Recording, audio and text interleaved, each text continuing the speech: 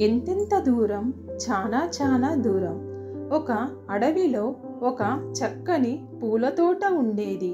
అందులో రంగురంగుల సీతాకోక చిలుకలు చాలా ఉన్నాయి. అవి హాయిగా ఆడతా పాడతా ఎగురుతా దుంకుతా ఆకలినప్పుడల్లా తనివి తీరా తేనె తాగుతా సంబరంగా ఉండేవి. ఒకరోజు ఒక సీతాకోక చిలుక అక్కడ ఆడుకుంటా ఉంటే అనుకోకుండా పెద్ద గాలి వచ్చింది. ఆ గాలికి పెద్ద పెద్ద చెట్టు కొమ్మలే ఓ అని కిందికి మీదికి ఊగిపోతా ఉన్నాయి. ఇక సీతాకోక చిలుకలు ఎంత? ఈ సీతాకోక చిలుక ఆ గాలికి రయ్యమని కొట్టుకొని పోతా పోతా దూరంలో ఆగి ఉన్న ఒక కారులో పడింది. అందులో అక్కడికి ఉరుక్కుంటా ఒకతను 3 పిల్లలతో వచ్చినాడు. రేయ్, తొందరగా ఎక్కి కిటికీలు వేసేయండి, లేకుంటే కారంతా దుమ్ముతో గబ్బులేసి పోతాది అంట గట్టిగా అరిచినాడు. వెంటనే పిల్లలంతా బెరబెర లోపలికి దూరి సరసర కిటికీలు వేసినారు. సీతాకోక చిలుక ఆ పిల్లలను చూసి భయంతో వణికిపోయింది. అమ్మో, ఈ పిల్లలకు గాని కనబడ్డానంటే ఇంకేమైనా ఉందా? చటుక్కున రెక్కలు పట్టేసుకుంటారు. కొంచెం గట్టిగా వత్తితే చాలు నుసినుసి అయిపోతాను. బాధతో నరాలు జివ్వుమంటాయి. ఈ పిల్లలకు మంచేదో చెడేదో తెలీదు. వాళ్ళకేమో ఆనందం, మాకేమో చావు భయం అనుకుంటా నెమ్మదిగా వెనుక సీటు కిందికి పోయి మట్టసంగా దాక్కొనింది. కారు దాదాపు గంటసేపు రయ్యమని పోయి ఒకచోట ఆగింది. పిల్లలు అంతా ఒక్కొక్కరే దిగుతా ఉన్నారు. అది చూసి సీతాకోక చిలుక వెంటనే తప్పించుకోవాలి, లేదంటే మళ్ళా తలుపులు వేసి కిటికీలు బిగించి వెళ్ళిపోతారు. లోపల గాలి వేడెక్కి ఊపిరి ఆడక చచ్చిపోతా అనుకొనింది. వెంటనే సర్రున వాళ్ళ తలల మీద నుంచి ఎగురుకుంటా వేగంగా బయటకు వెళ్ళిపోయింది.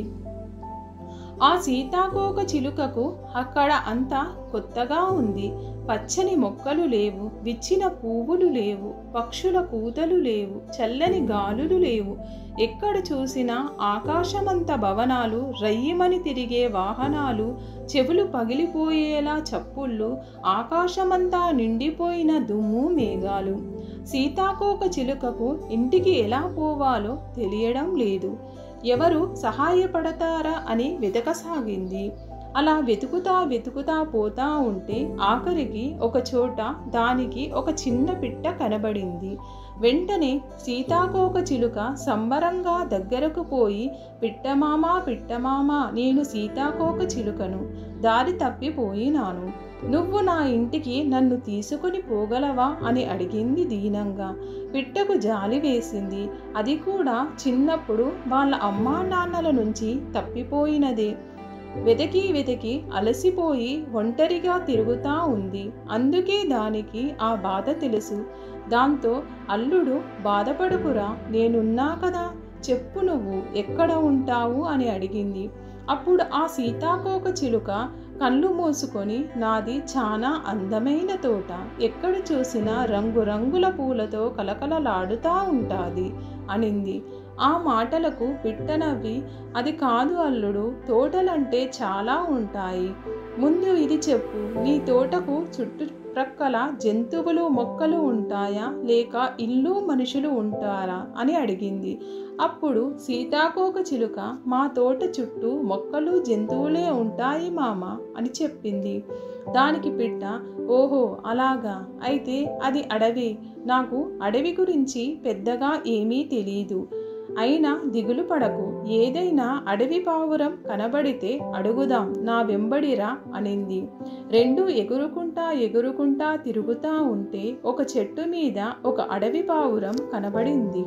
వెంటనే పిట్ట దాని దగ్గరకు పోయి, ఓ పావురం మామ, కొంచెం సాయం చేయవా, ఈ చిన్ని సీతాకోక చిలుక దారి తప్పిపోయింది అంట జరిగినదంతా చెప్పింది.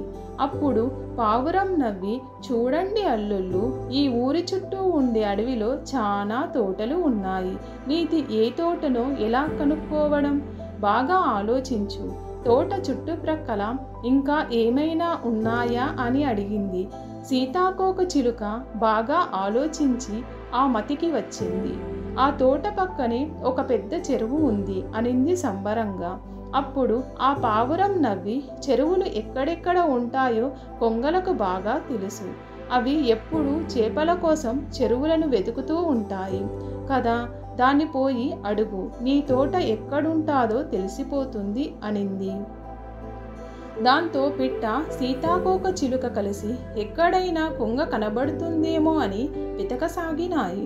అలా తిరుగుతా ఉంటే ఒకచోట ఒక పెద్ద కొంగ కనిపించింది. పిట్ట సంబరంగా కొంగ దగ్గరికి పోయి, కొంగమామ కొంచెం సాయం చెయ్యవా, ఈ సీతాకోకచిలుక దారి తప్పిపోయింది అంట జరిగినదంతా చెప్పింది. అప్పుడు ఆ కొంగ కాసేపు ఆలోచించి, చూడు అల్లుళ్ళు, నాకు తెలిసి ఈ ఊరికి చుట్టుప్రక్కల దాదాపు 10 చెరువులు ఉన్నాయి. నీది ఏ చెరువో ఎలా కనుక్కోవడం? ఇంకొంచెం బాగా ఆలోచించి ఆ చెరువు గట్టున ఏమైనా ఉన్నాయా అని అడిగింది. సీతాకోకచిలుక బాగా ఆలోచించి ఆ మతికి వచ్చింది.